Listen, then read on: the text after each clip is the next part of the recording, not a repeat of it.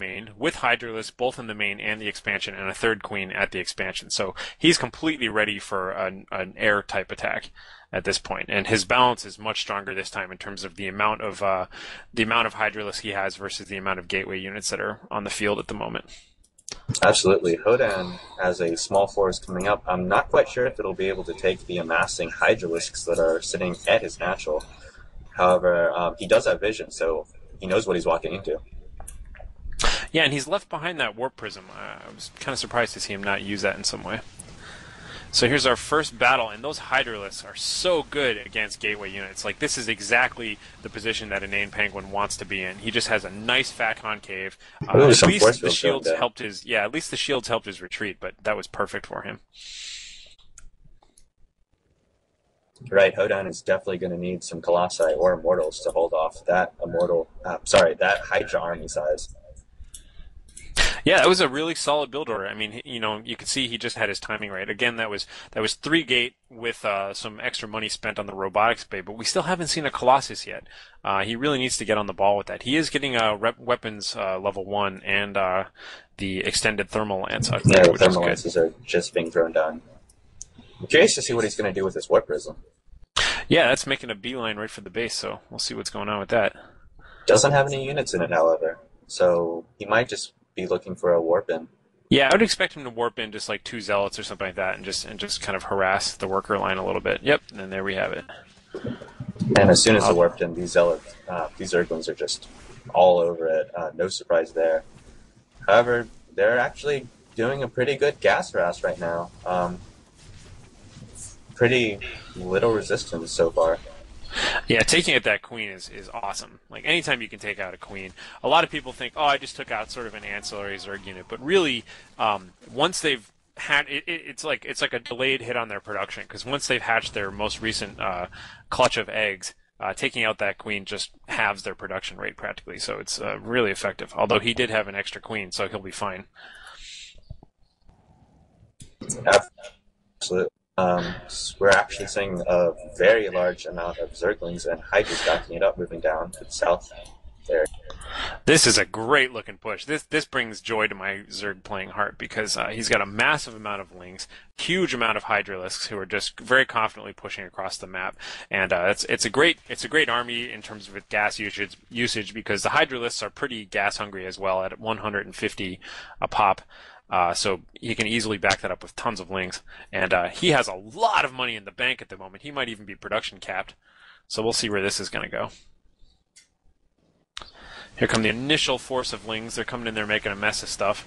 Just kind of getting goo all over those side blades. But there's the Thermal Lance and a hallucinated Colossus as well. He's going to have to back out. Right. Now, see, this is the effect right there. You'll notice he's being a little bit more timid. He's kind of backing out, because normally you don't want to face 2 Colossi like that, especially with their upgrades. But really, since, one of them is fake, that was kind of a feint on his part. That's pretty good. Because if he knew that he had that battle won, if he had any inclination that second one was an illusion, he definitely would have won that. Yeah, and definitely while he's trying to do that hit and run thing, the actual Colossus with the extended thermal lances is getting real hits down. Yeah, it's looking good.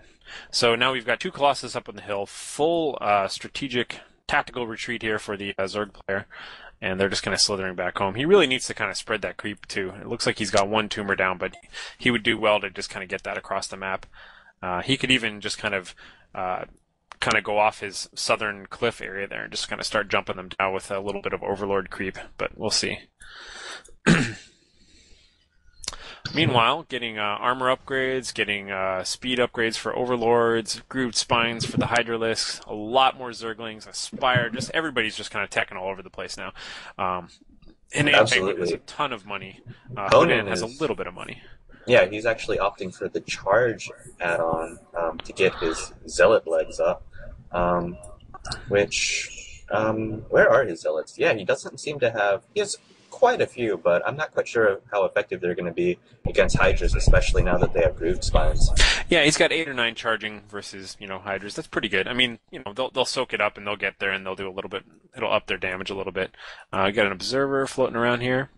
Everybody's just kind of standing back and teching, and Really, InanePenguin needs to build another hatchery. He needs to get a second hatchery out, either expand or just plop it down anywhere because he has so much money right now. And not only does he have a lot of money, he's got a lot of money and gas. And that problem's only going to get worse if he makes if he made 10 Mutalisks right now, he'd still have, $2,000 in the bank. So we'll have to see what he's going to do. Does have 10 Mutalisks, and he does have, look at that, I called it. He's got 10 Mutalisks coming and $2,000 in the bank. Awesome. Yeah, let's see, Hodan's actually throwing down 3 photon cannons back at his main. Let's see if we can spot those. Pretty efficient at mining out his main, too.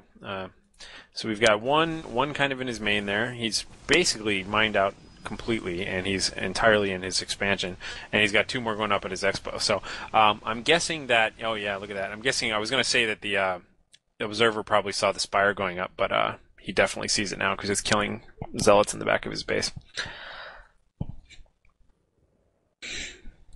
Absolutely. Huge army. Inane is just absolutely rocking his macro. He is feeling in control, and for that reason, he's just sitting back and expanding and getting all the upgrades he can.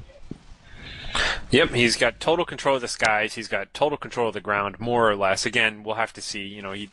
The Colossus. What are you doing out here, Mr. Colossus? Oh, maybe a little bit of a rally point mix-up. You know what? I bet he was trying to get up on the cliffs or something and forgot he sent him up there, and that was the end of that. And this proxy pylon's going to be taken down pretty fast, too. So he's got 3 Colossus in his main, good amount. He's got about 9 Stalkers, about 10 or 11, 12 Zealots. But right. InanePenguin's looking good. Hodan has his Templar Archives, but he hasn't researched Psionic Storm yet. Just kind of sitting around on. He definitely has the gas to do it. He's sitting on over 1,000 gas. So I'm not quite sure what he's waiting for. Maybe he's going to go for Archons.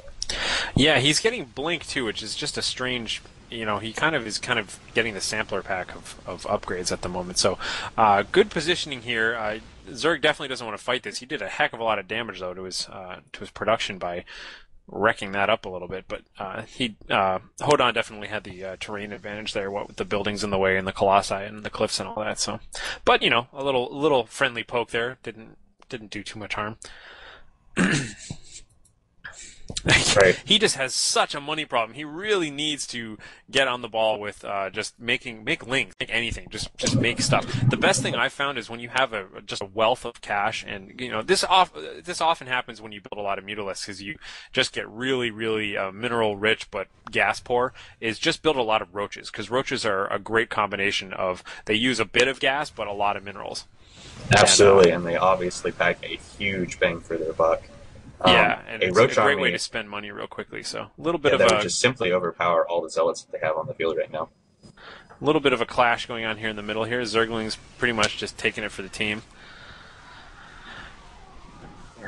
I want to say, these mutas are a great choice against Colossus. I really respect players who choose mutas over corruptors, because they do so much more damage once the Colossus are done. But more importantly, they just chase them away like that and let the Hydras work. But so many casualties. He just didn't have what it takes. He just didn't have enough. While trying to focus fire all those Colossi down, the Stalkers just annihilated all of the mutas in the sky.